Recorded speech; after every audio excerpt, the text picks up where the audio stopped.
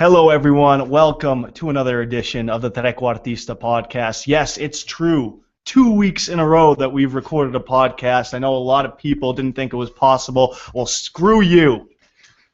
No, I'm just kidding. You did it. I'm Giuseppe LaRocca, joined by Noah Curtis and Mike Torres. Mike, how goes it this week? Very well. I'm going to be making the trek to Turin to watch Benfica play.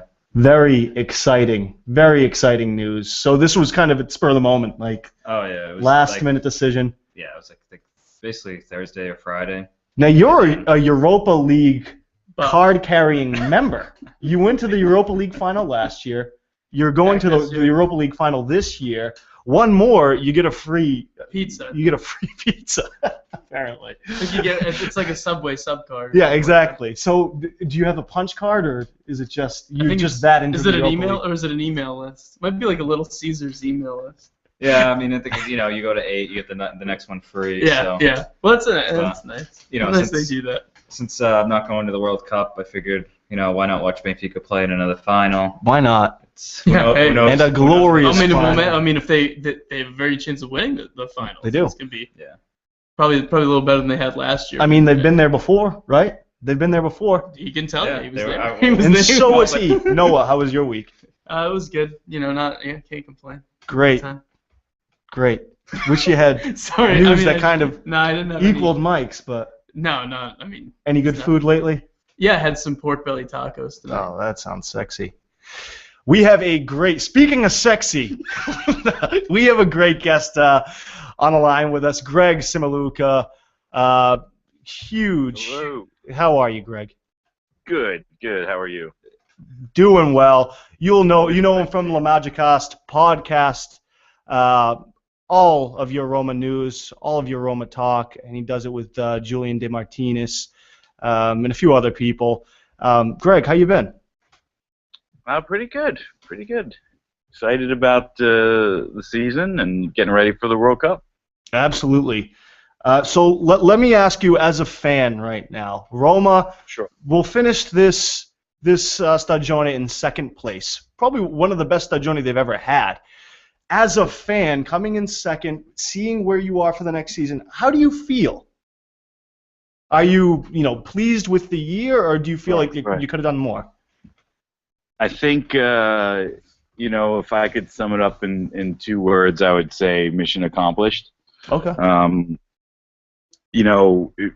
Any year that you don't wind up on top, you can always look back and see the things that could have been different, and it doesn't take much to point to those series of draws after the 10-game win streak to start the season as an area that they could have done better, which may have helped them reach the top, but they didn't. And all credit goes to Juve for never being too far behind, and we even talked about it on the show that great start didn't really buy them a mammoth lead because Juventus was right there the entire time. So I think it's been a great season. Mission accomplished really can apply to a lot of things. The first thing I think it applies to is they wanted to get back to Champions League football, so they accomplished that, and that's great. But I think the larger step which enabled them to do that is accomplishing the mission of getting beyond the mindset and the psychology of where they were at the end of last season. I mean, that was just such a down of all downers for them. And, Rudy Garcia came in and really just kind of took the team and shook them to the core and got them to believe in themselves. They won a couple games and they believed a little bit more. So now, the Catania game aside, they really have a strong identity right now and a strong kind of sense of who they are and what they have to do, and that's going to make them dangerous moving forward. Greg, do you think this season kind of you said was kind of a mission accomplished? Rudy Garcia obviously had a very good first season in Italy. Seemed like some of the buys they brought in were pretty shrewd. So what's kind of step 2 in this plan for Roma? I mean, they're going to be in the Champions League next year. What's the next kind of thing they need to do now to solidify this kind of this top two finish? What do they need to do next year to keep challenging for a title, to have a good run in Europe? That's a really good question, and I think the first thing they need to do is they need to learn off of the blueprint of this season, starting with the Mercato and looking at the right balance of veteran play and youth support. So again, I think it was an earlier version of this pod that I kind of mentioned that the Mercato Roma had this past summer, I think, is the one that they should have had their first year under the new ownership, right, where they brought in Maicon and Benatia, Gervinho, and then also brought in some young players. I think they should have done that right away, just so that they could have stabilized the team first, then kind of moved forward. But they didn't. They messed up a couple years. Right. Got some decent young players in the system. But so in order to keep going, they need to do the same thing. They still need to get some young guys so that they're going to be good for a while. But they need some veteran leaders and proven players so that they can stay good in the present. And that's going to come in the form of depth. Now let's just stick with this season right now. Obviously, a ton of surprises, right? Starting with Rudy Garcia. For you, what were the biggest surprises of the season? Players, formation. What surprised you the most, all in all? I think De Sanctis playing as well as he did was a bit of a surprise. Well, De Sanctis really showed his maturity this year, didn't he? I mean, talk about a captain at the back. This guy doesn't get a lot of credit. That's been the huge difference to me in Roma's goaltending over the past X years, is that he speaks the language. He's a general back there. Yeah. They've not had a field commander like that running the defense, barking out orders, communicating, really showing his leadership. And so I wasn't, perhaps it's ignorance or maybe he just kind of got a little comfortable at Napoli, but I didn't know that was him, right? Certainly when he played with the national team, I never saw that. But that was a big surprise, and then certainly backing it up on the pitch when he was called into action. I didn't think he was going to be bad. I just didn't think he was going to be as good as he was. Right. So that was definitely a surprise, and I think how quickly the defense turned around was an additional surprise for me. Over the last, under Zeman, obviously the scoring was there, so I knew they had some talent. And even under Luis Enrique, right? That wasn't a really solid back line. It seemed like they had that evolution. Exactly. That's why that was such a surprise to me. I mean, you would hope that they would improve because you really had nowhere to go but up at that point. But I didn't know that they could. I didn't think they would turn into world beaters this fast. I mean, Castan had a decent year last year, not a great year, but this past season he really, really kind of showed his worth. For sure. And it certainly helped having Medi next to him. I think those are probably the biggest things right there. The back five, if you will, really kind of stepping up from goalie and then the back four line. I think those were really kind of surprises that especially on the defensive side, really kind of being able to turn it around so fast. I mean, they were from laughingstock to one of the best in Europe, and that's a tough thing to turn around. Absolutely. And what about some of the other attackers, along with Francesco Dotti, that really showed up to play this season? Obviously, Gervinho, Florenzi. I mean, they had to surprise you as well, right? Well, I'm an Arsenal fan, so I was thrilled. I mean, despite the ribbing he gets from either other BPL or Arsenal fans, I was thrilled when Roma got him. because I knew that they had nobody, and this is kind of echoed Rudy Garcia's comments at the time too, is that Roma has nobody on the team, and there's few people in the league even that can do what he can do. Yeah.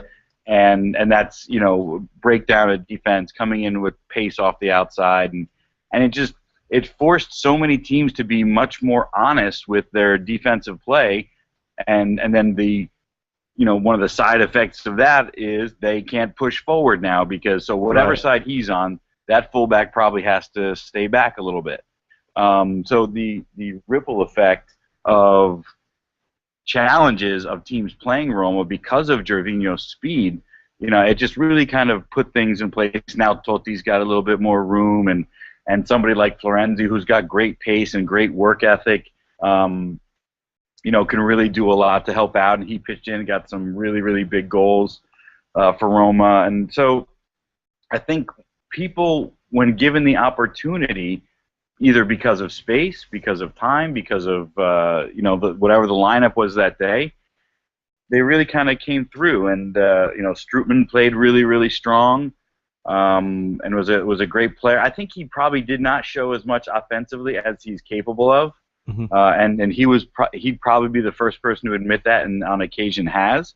But that being said, everybody else could go forward because he could track back.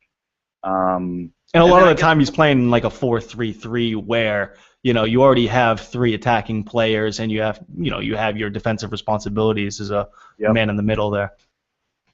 Yeah, and that's the other thing. I think for the first time in a long time, they had, if you're looking at 4-3-3 and you're looking at your 6 guys that are not your defenders, they actually were the right skill sets and traits and abilities for those 6.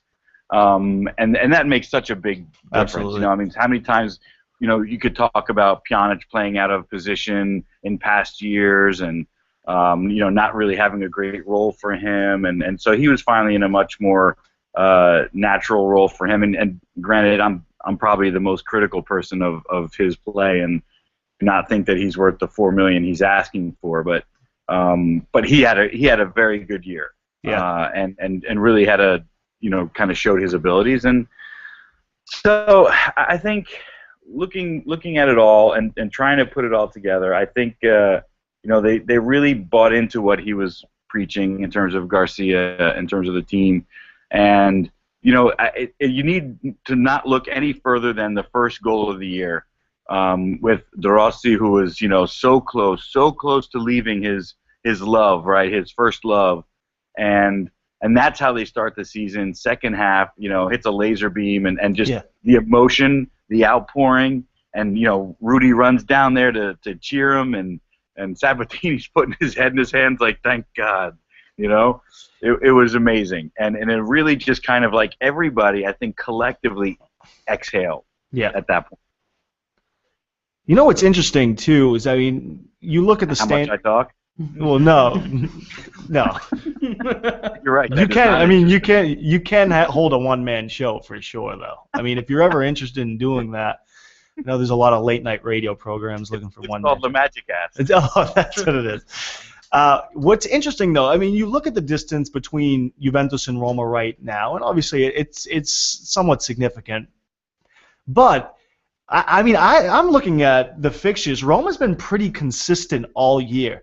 There's been 1 month really where the separation happened, and that was, I think, in November, where Roma slipped a little bit. I think Francesco Totti just had gotten injured. They tied a few games, and then maybe exactly, and Gervinho.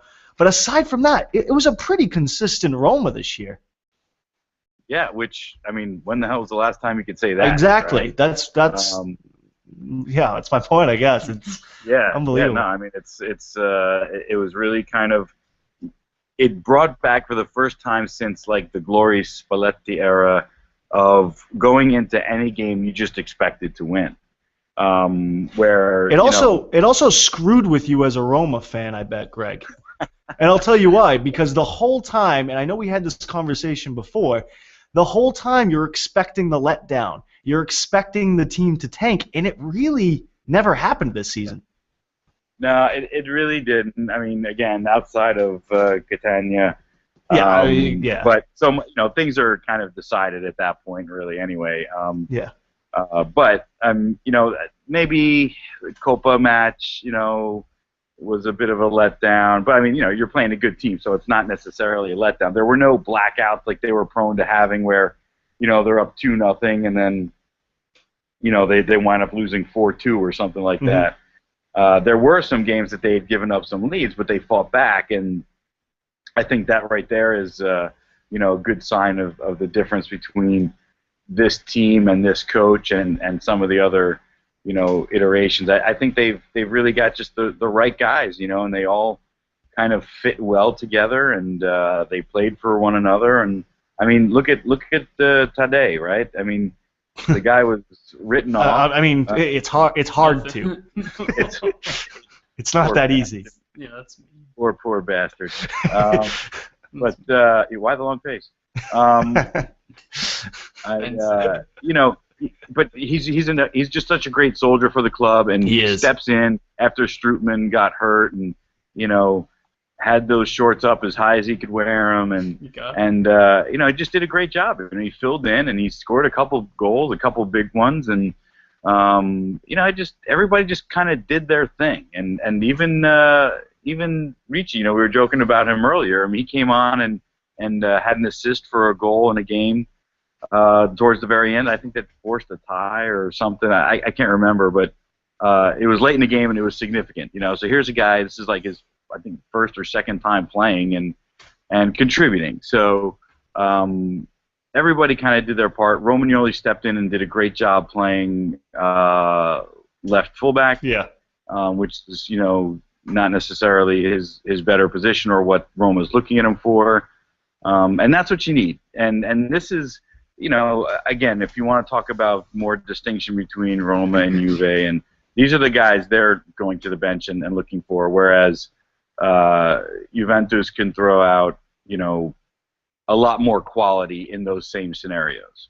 So I give credit to our guys and everything, but I think that's where you start to see the distinction, and when you have injuries and that kind of depth and the quality and the depth, and that's what takes you from a draw in a game that you're missing your 2-star players 2-3 points. Yeah.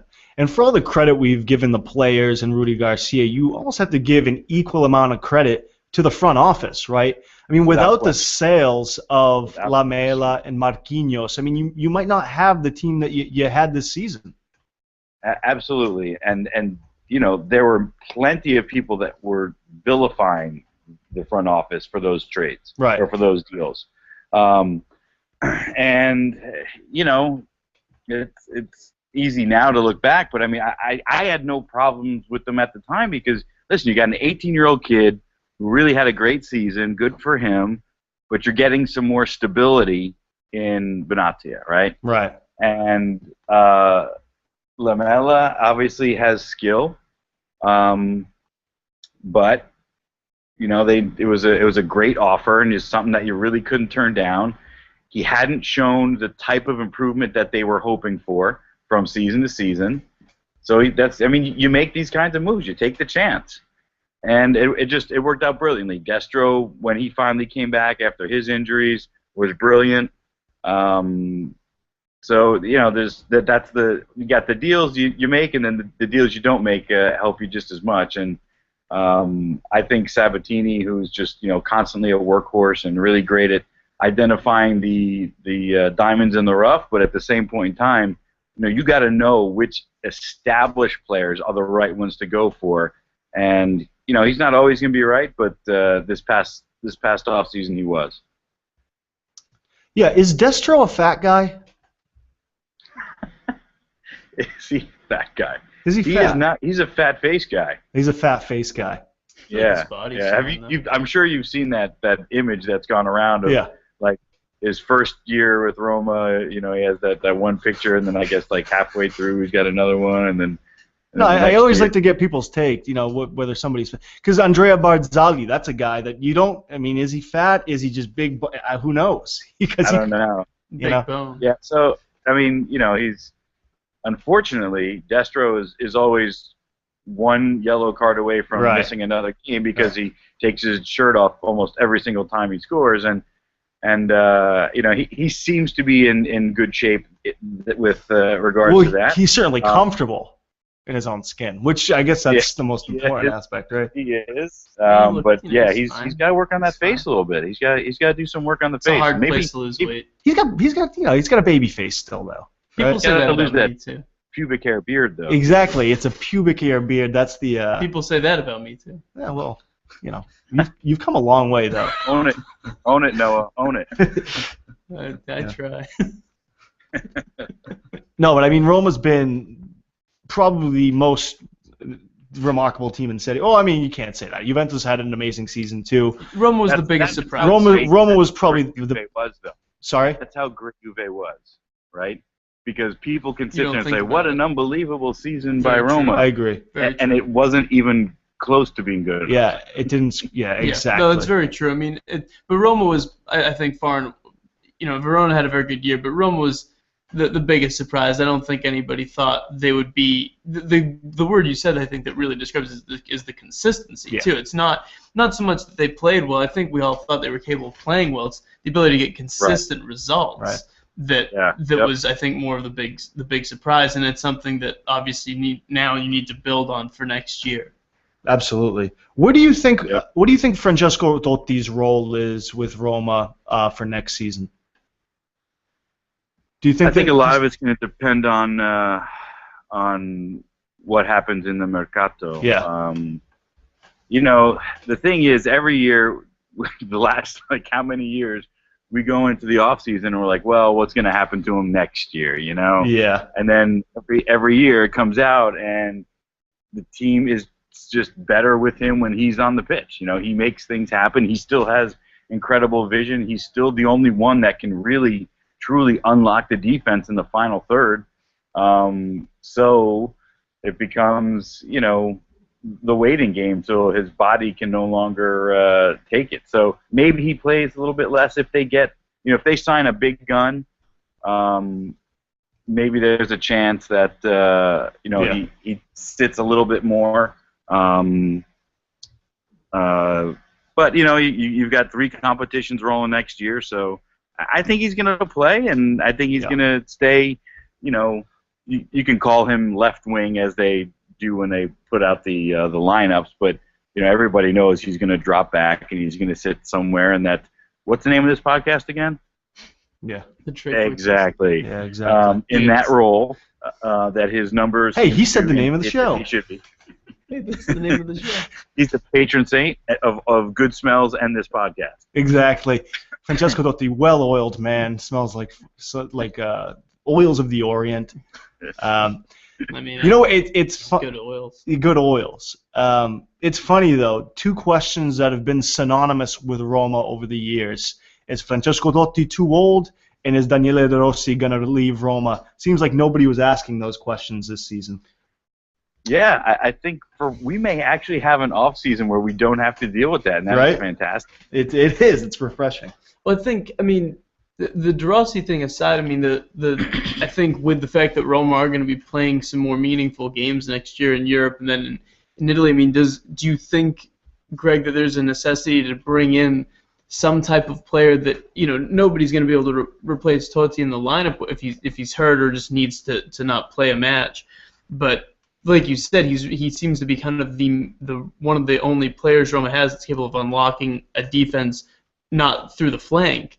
And we did see that Roma had some trouble this year when he wasn't in the lineup. Do you think, not that he's too old to play, but it seems unlikely he's going to play 38 matches in Serie A and then play in these European games. Do they need to bring in a similar kind of creative player that can sit there and unlock a defense with through balls and making those passes? Yeah, I mean, I think that's what they were hoping they would get with Leitch. Mm-hmm. And at times he showed capable of being that player that kind of drops back a little bit and gets the ball and helps dictate the flow of the offense. And certainly when on the pitch together, Pjanic and Leitch, that they collectively could fill the shoes. But I'm not necessarily convinced by both or by either. So I don't know what that necessarily means. Maybe they're going to. I'll say this. I think that means that they'll keep their eyes open for somebody that maybe, in my mind, I'm hoping is a little bit more established with those same skill sets. Mm-hmm. All right. Well, Greg, before we let you go, we have to ask the question: who was your Roma MVP for the 2013-2014 season? I should have prompted you. I think it's, Gervinho was great, and he did so many things to help the offense out, and scoring and setting up goals with the assists and everything. But I think you really got to give it to Mehdi Benatia. I think he was just such a wall back there and a calming force, and that, he, much like De Sanctis, he was very much a vocal leader back in the defense. So they don't have the season they did without him, in my opinion. Yeah, I'd have to agree with you. I mean, you felt his absence when he was injured, and he scored some crucial goals for Roma too. An aspect that nobody. Yeah, exactly. That was a little bonus we got from him. Exactly. Machine guns for everyone. Well, Greg, thanks for coming on the show tonight. You'll be a part of the World Cup Super Show that we're going to have. You're going to definitely be a guest on that. Oh, that's exciting. Yeah. Oh, very cool. It's a super show. It's you and David Amoyal. So. Oh, wow. That's all we got. That's all we got. Had room in the it's going to be it's going to be a great show. We're going to have a ton of people on it. And thanks for coming on tonight. Folks, you want some more Roma news, you want some more Roma talk, La Magicast, the AS Roma podcast that Greg hosts. Greg, do you have a recent episode, or are you guys going to be recording soon? Define recent. Yeah, I think we're going to be recording. We're going to be recording pretty soon. We're going to have a long-time La Magicast listener and fan Jeffrey Hatch is going to be a guest on La Magicast. So we like to do that, much like you guys, pull out some good listeners and get them on the show and let them kind of talk about their beloved team. Absolutely. Well, it's great having you on the show. Thanks, guys. I'm glad to know that there are some podcasts out there that are as infrequent with their recording as we are. So take care, Greg. All right, man. Have a good one. Bye, guys. Bye. I think Jeffrey Hatch is related to Richard Hatch from Survivor fame. Yeah, I do. Okay.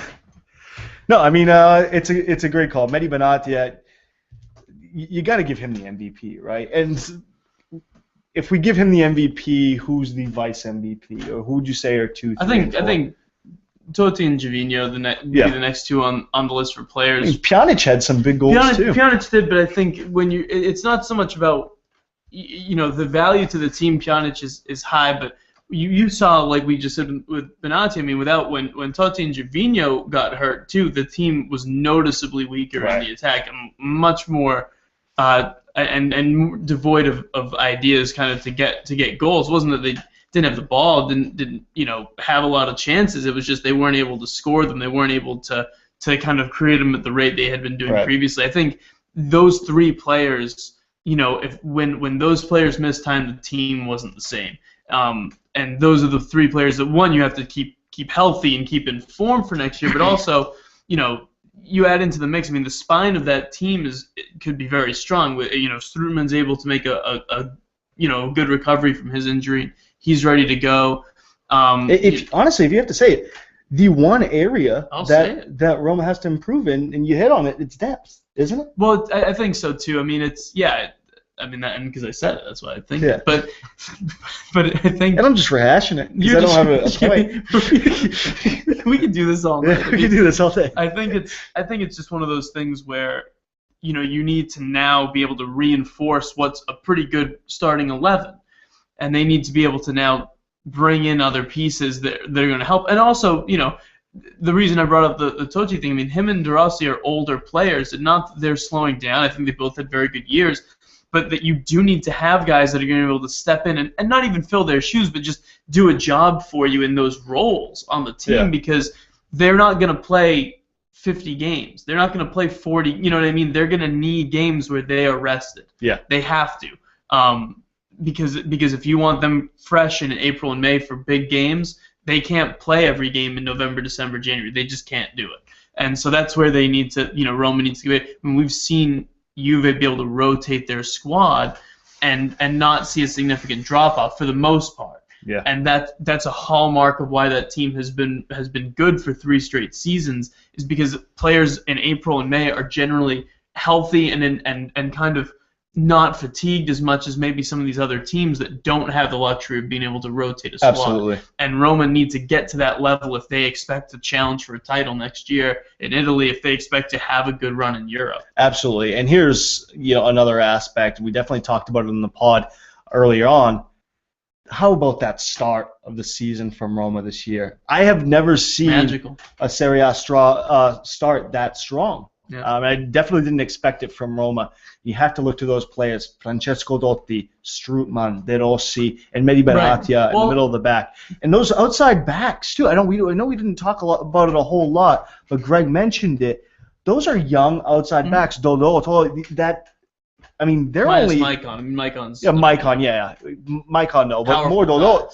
These are players that can have a strong future. No, that's very true. So, I think the biggest credit I would give to that start, though, to be honest, is Rudy Garcia. To come in and be able to get those veteran players to buy into what you're doing. Especially I think in maybe a little bit more in Italy than some of the other leagues in Europe. The manager sometimes has a very short leash, and we've seen managers come and go very quickly. And Rome is one of those teams where that has happened before. So I think to see him come in, get those veterans to buy in, and also just to have that system and have that system work, and that's a huge confidence boost for him, obviously, but also for the team. But he was able, I think, even when results were getting a little bit harder to come by, that team stuck together, and that's something you can build on too. He had a very good first season in Italy. I think he's a very promising manager in general too. So I think that they could continue to get better, Roma. That's what you want to see. Just if you're a fan of Italian football and the league in general, it's no good for the league to have one great team and a bunch of okay ones. They need more teams to not. They don't need Juve to come back to the pack. They need more teams to go to Juve's level, and that's what Roma are trying to do. So that's what you need. That's they set a great example. That's what you want to see. Let's shift gears a little bit. A Roma loss this past weekend against Catania ensured Juve their 32nd Scudetto or 30th Scudetto, depending on how you want to look at it. But Juve didn't even need to play this week. They got the Scudetto, celebrated it, and went out and got the win on Monday. They played Atalanta this past week. And a nice, beautiful goal from Padoin. Simone Padoin scores a goal. Simone Pepe actually gets some play as well. We've talked about Juve's struggles in Europe, yada, yada. We don't have to get into that. But to be successful in Europe next season and to be successful in Serie A at the same time, what pieces do you think Juventus need? I don't know, because we talked about it so much. It's like Mike just doesn't want to talk. But that's what no. I'm just saying, like. We talked about this last season. They went out and they got those pieces, but it wasn't enough.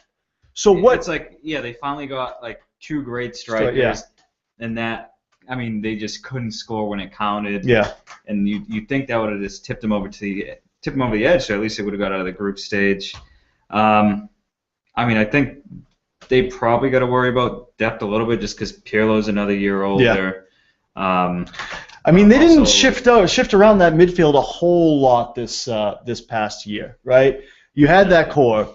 Marchisio, Vidal, Pirlo, and Pogba. That was that kind of core in the midfield, and they shifted around. But obviously, Lichtsteiner and Asamoah on the outside, but the midfield was what it was. For me, I think obviously wing back is a huge question for Juventus. That's an area that they could get better in, right? Mm-hmm. A second striker, is Llorente the starter? Is he the starter next season? I think he certainly deserved it this year, but you may need some reinforcements if you want to be strong. They need another forward. I think maybe even adding another center back too, because that's exactly what I was saying. Ogbonna had an okay first year for him. I think he can get better too, but they need a little bit more depth, I think, in the center defense, and just bring in another defender that can push those starters and make them. Because I felt like at times, the center backs. The problem with Juve, I think, is they don't really need a whole lot of new. But it's not like you're saying they have to add. Yeah, absolutely, They're good now. absolutely. The problem is the mentality. That's what they need to work on. Is the mentality of closing games out. Mentality of going specifically and in goals. Europe, it seems like. Oh, so sure, maybe somebody who has had that experience before, not necessarily a young player, somebody who's had that experience with the bat. Maybe you try to add an experience. I think to me it's just I don't think they need to really change a whole lot in the squad. I think that bringing in some players to push some of these starters that maybe have gotten a little too comfortable with their roles, too complacent, isn't a bad idea.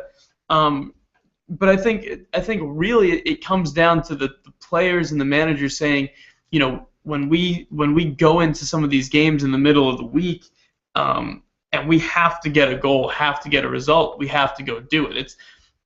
You can only talk about it so much. I don't think it's a tactical issue. I don't think it's necessarily a quality issue in a lot of these matchups. I mean, maybe when you come up against the Real Madrids of the world, maybe that team is better on paper. Right. But that's there's only so many teams in the world that have a better team on paper than Juventus do right now. It's a pretty good team. The problem isn't they don't have quality players. The problem is going and getting a result. It's something that certain teams learn how to do. I mean, we've seen Chelsea do it a bunch of times. Yeah. Manchester United before them are two teams that spring quickly to mind for me. I mean, that could play pretty bad games, but got a tie or got a win, and that's the teams that go deep. That's a great point. Those are the teams that go deep. It's not always the Barcelonas that play beautiful football. It's not always that. It's teams that can grind results out, do well in Europe too, and that's something Juve is just going to have to learn, I think, too. And they don't need to change the squad a whole lot. You always want to add a few pieces to keep it fresh.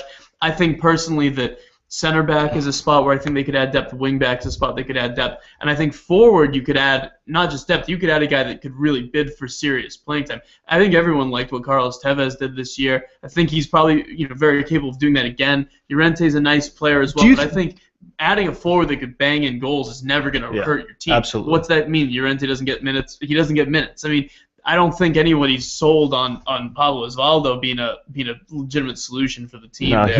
And it doesn't seem like Quagliarella or Vucinic may even really be in the plans for the team going forward. No. So they may need to add another forward. Yeah, wingers are definitely, I think, the first need for Juventus, and I think that's been well documented. Everybody sees that, and it seems like, in terms of the rumors, they're trying to address that issue. Liora actually asked a question on Twitter. What about a number 10, Trequartista, creative player? That's the name of the podcast. Hey, that's the name of the show. Do you think that Juventus are missing a Trequartista? I think it could help. I wouldn't. I don't know if I would say it's like a huge priority for them to get, but I don't think it hurts to look and see if there's something out there that you could bring in, because they don't really have that.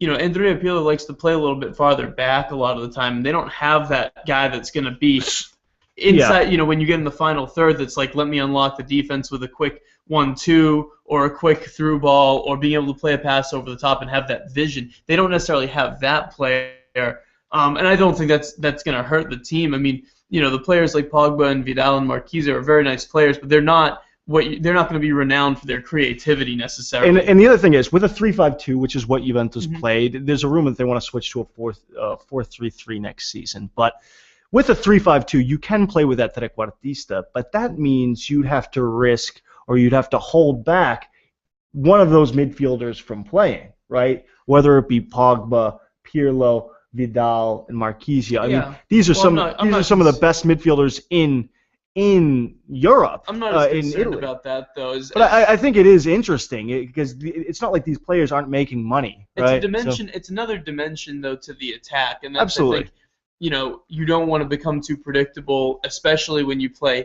I think a lot of what Juve, I would assume, is going to do this offseason isn't so much about building for a fourth straight Scudetto. I think that the squad they have right now is probably more than capable of doing that. If they're going to want to build to have success in Europe, I mean, that's something that's the thing they need to do. Not to say they won't value winning Serie A for a fourth time, be historic, and it would be a great accomplishment, but if they have another crappy season in Europe, and I think that by the standards they're holding themselves to, this season in Europe would probably be called kind of crappy for them.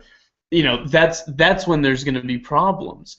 So the squad they're building is going to be for Europe, and I think having that player, that number 10 player, having that quote-unquote kind of flair player that can produce one moment that changes the game, is a quality that if you have that makes you very difficult to beat, and it's another way for them to attack teams. It's another way for them to be unpredictable. I agree with you. I don't think it's a necessity. I think it would be a luxury. But keep your eyes. But also it's not necessarily something you need to spend a whole lot of money on. There is a player that they had that kind of fit that bill, right? And they ended up selling him to Sunderland. I thought Giaccherini would have played a great role in this year's Juventus when we're talking about unlocking defenses and giving them something different to look at. That's a player that can play between the midfield and the attacking line and weave his way. Very versatile, and he would have been a great player this year for Juventus. And I think it's really realistic to bring him back. So. Well, the thing too is just you gotta think too with the number 10. I mean, how much is that going to change the way the team wants to play? You don't necessarily want to bring in this guy that says, well, things now have to go through me in the midfield. That's why I say it doesn't necessarily have to be a big signing or somebody you invest a lot in. It's helpful to have that unpredictable player, not to be reliant on that person, but when you have a player that says, yeah, I want to take these 3 guys on, or yeah, I'm going to, players that do that, it can be, sometimes you get frustrated with them, but they can also be someone that can change a game very quickly for you. And sometimes that's what you need in tight matches. So I think going and looking for that player isn't a bad idea. But I would say there's probably some other needs maybe ahead of that. Absolutely. Let's shift gears now. This past weekend, Coppa Italia took place, and Napoli actually, let's just say Napoli won the Coppa Italia, but that really wasn't the story, was it? Well, no, it's not. I mean, not what we were reading about the next day. Yeah, it wasn't what we're reading about, and I think it's worth talking about, Mike. So obviously the big news was the shooting outside the stadium, and we usually like to keep this a soccer conversation, a calcio conversation, but this is an issue that doesn't seem to really be addressed in Italy. You can find a team, you can ban a stadium section for 2 games, but really doesn't get at the core of the issue. Do you see any progress in Italy right now with how they're treating fan violence, and is it only going to get worse, you think, with the way they're treating it? It just seems like there's finally you get a period of a couple months and everything's good for once. You're not hearing as much of the whole kind of stadium closing and all that. Yeah. And then this happens. Like, this is a hell of a lot worse than any of the stuff that went on before. And it's just too bad because it seems like things are finally starting to get better, and it's too bad too because this was a game between 2 teams that like to attack, play good football. Right. Was going to be a nice atmosphere. The game itself was 2 very good fan yeah. bases. 2 very passionate fan bases, and I don't know if we really know all the details about what's happened. And as far as I know, I mean the real issues were happening a lot more just outside the stadium than they were really inside the stadium. I know some flares were getting thrown in the stadium, but it was stuff that the real issues started outside the stadium. So it's hard for it's not even so much then a conversation about a soccer violence. It's violence in a city. It's city violence that these people are starting because of color, the badge you follow. You know what I mean? And who knows? I believe it was a Roma fan that was involved, right? Was it the Roma fan that was shot or shot the Napoli fan? A Roma fan shot. Roma wasn't even not involved. Even an involved party. Yeah. That's kind of the sad thing is that we're talking about people that there's not even necessarily the disputes that they have could not even have anything to do with football. We really don't what's sad also is that we give them names, right? Now, I don't know their names because I don't care enough, but in Italian media, everybody knows these ultras' names now. These, the person that got shot, I think it was Cito Esposito or something like that, and the Roma ultra, we have their names, their personalities now. That should never be the case. The thing that shocked me, and maybe this wasn't as much of a shock to you, not something I was familiar with when I was reading the article about how Marek Hamšík had to go and basically ask the permission of the ultras. Like, is it all right if we like play? Will you guys like not freak out? How if we are they a game, vested you know party? I mean? How are they a vested party? Well, because they're a vested party. Because if the worry is if we kick the game off and they feel like no, I get why they are. That's silly. That was something that kind of blew me away. I agree with you. That there would be that you basically have to ask the permission to go ahead. I mean, I understand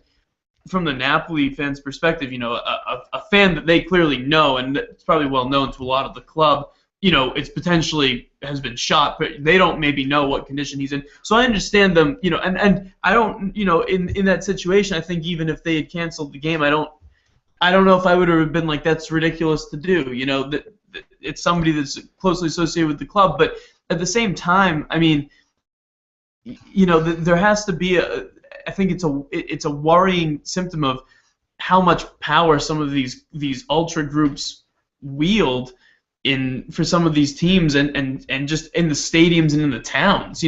As somebody, if you have a family, I mean, do you really want to go to some of these games? No. And be you don't think of a Serie A to be like family friendly whatsoever, which is sad. You don't want to remove the culture from the game for sure. But I mean, I think that a distinction has to be made between culture and tradition and like violence, senseless violence, because those aren't culture. You don't need senseless violence to enjoy a soccer. No, let me ask you this question. It might be difficult to answer, and I apologize for this.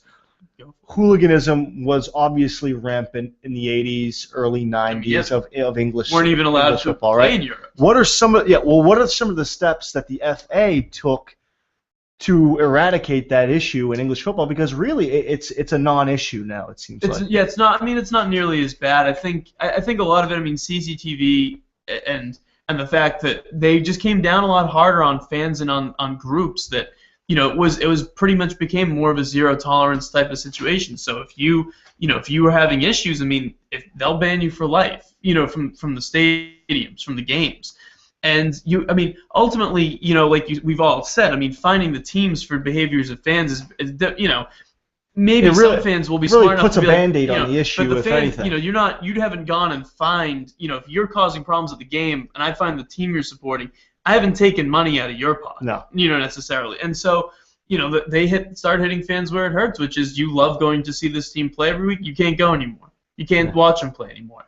If that's where it hurts fans more is the certain penalties that mean you can't play in certain cup competitions. The fans care about those things, and when you start hurting the team because of their behavior, not hurting the team financially, but saying points are going to be docked, or competitions are going to be missed, or you're going to miss games. A lot of that, I think, was part of it, but I think also just the ban from Europe, I think, woke a lot of other people up to just the fact that what was happening was it was ridiculous, and frankly, in a lot of those situations, had very little to do with like football. It became something where people just genuinely enjoyed. If you watch I was watching a documentary on Glasgow Rangers and Glasgow Celtic, and the heated rivalry that's between those clubs. But if you go talk to some of the supporters and some of the kind of guys that were in the firms, which would be kind of similar, I guess, to the ultras, a little bit comparable. But those guys, I mean, they cared about the teams in the football, but they loved the violence. Yeah, they liked fighting. That was a release for them, And it becomes tied in with the football, sure, but it becomes bigger than that. It becomes a thing where, well, you hurt my friend, I'm gonna hurt your friend, and that's a cycle that starts and is hard to break. I mean, I think the only way you can stop that type of stuff from happening is you have to come down harder on the people that are participating. You have to identify the people, like you said this a few weeks ago.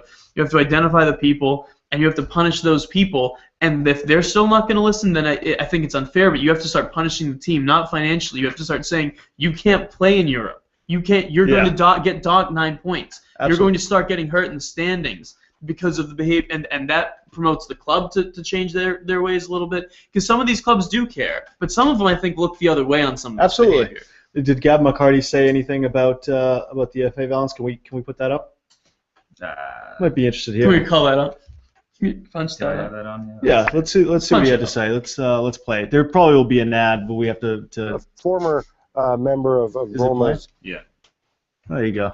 Ultra is not really active anymore, but clearly with major issues he sort of went and taunted the Napoli fans who were moving towards the stadium. He threw firecrackers at them. This is the incident. When they reacted and went after him, he pulled a gun and he fired 4 shots. I mean, why? He wounded 3 people. What is this? What does this come to? What does this come to? Where you're shooting, you're shooting at fans going to watch a soccer game, a football game. I don't know if it was Vincenzo and Teo or someone else who was talking about, but I mean, but it was a real kind of interesting point, which was, how does this affect players that are thinking about playing in Italy? If you're a player with a family, do you say, do you want to go into some of those environments? No, you don't. Playing, I think, playing it's in twofold. playing matches in some of these other countries is probably a little bit safer for players. It's twofold. It prevents foreign players from coming into Italy, right? Certainly. But it also gives young, talented Italian players some incentive to get the hell out of Italy. Yeah. It's just not good for Serie A, not good for the peninsula. And it's a hard. And every punishment is just farce. There's nothing real. There's nothing tangible. There's nothing that you can say. There's no punishment that I've said that after the punishment's been given, I said, you know what, that was the right thing to do. That's a good start. You need to. Everything's like, fine the team $5 million. What the hell's that going to do? You have to start becoming more harsh, and maybe that people will think that's a little unfair at first, but you have to start making that the reality, because that's what has to, points have to be lost. Teams have to start getting banned. I mean, that's really what happened. I mean, those English clubs were not necessarily responsible for the hooliganism that was going on in Europe, but those English fans were traveling and were frankly out of control in a lot of those situations. And you can't, do the clubs know about it? Sure, but Liverpool doesn't control all their supporters groups, just like no other club controls all of them. They can tell them, like, hey, can you stop, throwing flares at people? If they don't want to do it, they're not going to do it. And so you have, you have to start stamping down by saying, no, you can't travel. No, you can't do this. No, you can't do this. No, you get, and that's how you stop it. Because because there are some people that frankly are not going to learn. There are people that participate in maybe some questionable chants or questionable banners, or maybe they get in some altercations. But those, and there are some people that do that, and maybe they can kind of understand this as a line. But I think a lot of the people there don't understand there's a line, and it becomes very much blurred between, being a soccer fan and just trying to hurt fans of other teams because they're fans of other teams. Yeah. That's the craziness. I mean, it's a black eye for the league in general. I mean, this is a cup final. Right? It's a cup final that we could have looked back on and celebrated as two kind of up-and-coming clubs in Italy that we would point to and say, this is the type of club that we want to represent Italy in Europe and just to the world. When people say, who are Serie A teams I should be watching? What's a Serie A match I want to watch? And you say, yeah, you should want to watch Napoli or Fiorentina play. You should want to watch Roma and Juve. Well, that's the interesting thing, Noah. That's the disappointing thing for me, is because when you try to market this league to other people that maybe have just started getting exposed to soccer, whether it's in the States or wherever, and they maybe watch the Premier League quite a bit, and you say, check out this, check out some Italian games. Yeah. The quality is good, and they start watching this stuff, and stadiums are closed. There's no fans. Oh, the fans aren't allowed in the stadium because they're shooting each other. Yeah. As a fan, you're saying, like, there's no atmosphere. I don't really, this league just sounds like it's run by a bunch of ultras. Like, why do I want to watch it? That's an image you don't want getting out to other people. And you know what? That ultimately might be it. That's why the FIGC is kind of hesitant in making any harsh rulings, because they see dwindling attendances already. True. They see that stadiums aren't full at all. I mean, there are a lot of stadiums that are games are played half empty, and they're afraid that if they do come down you knock out the hardcore fans. You knock out the hardcore fans, and it just looks like nobody's at the stadium. Well, the sad thing is, and most importantly, revenue. Right. Well, the sad and the scary thing is, to me, though, like this is already tragic that some guy would get shot, and we don't know the details, but somebody's been shot, and that's unfortunate. But when you don't start doing things about this isn't people aren't going to stop. This could get worse, and you could see something that's even more tragic happen. That's the scary thing to me, is that if you don't stop this, just like the same thing with the hooliganism that was happening with a lot of these English clubs. I mean, if you don't stop it, people are going to get killed. Absolutely. I mean, really. Absolutely. That's the sad thing. I mean, I remember when Leeds United went and played in Turkey with Galatasaray, and 2 Leeds fans got stabbed to death there because they were Leeds fans. Yeah. And they were in an opposition bar, and that's what you don't want to see happen, is people just starting to kill other people because they wear different colors. They're part of a different ultra group than you, and that automatically means you have to kill. I mean, that's you're talking about like gang violence. Yeah, that's not even football. I think this is an easy transition to the way we usually close this program, and that is the grievances, right? I know I don't have one at the tip of my tongue. I have one kind of brewing right now. You got Mike, one? do you have the Green do Brasil going on right now? Yeah, I got the usual on there. So. Okay. Do you have one brewed up, Mike? Or yeah. Today I'm going to attack UEFA. Last week was FIFA. He doesn't. You don't. Everyone's on the when you're exactly. You don't joke around with the people you attack. You go for the head. And that's what I've always liked about you. This is much to be expected for the Europa League final. The ticket allotments are even lower than last year. It's 8,000 per team, which is kind of understandable since it's Juventus Stadium, which is smaller than Ajax's stadium last year. How big is Juventus Stadium now? Was it 44, 41? Yeah. And I think they reduced reduced the capacity a little bit as well. Because like with Ajax, they only did 50,000, and that was a 60-seat stadium. Yep. But come on, 8,000 tickets, that's ridiculous. That's some bullshit. There were like thousands of people lined up at the Stadio de Luz like 24 hours before, just like waiting in line. Like it was impossible to get tickets. It's a passionately supported club. Yeah. Yeah, I mean, highest amount of paid members in the world here. But there you go. Either way, it's just come on, guys. 8,000 tickets is a joke. Like. Yeah, I don't know. Last time I checked, I don't know if you were part of a big company, Mike. That's who gets the tickets these days. Absolutely. Yeah, you gotta be. If you're not trying to wine and dine somebody, it is definitely. If you're not trying to wine and dine a client, I don't think UEFA is interested in your money.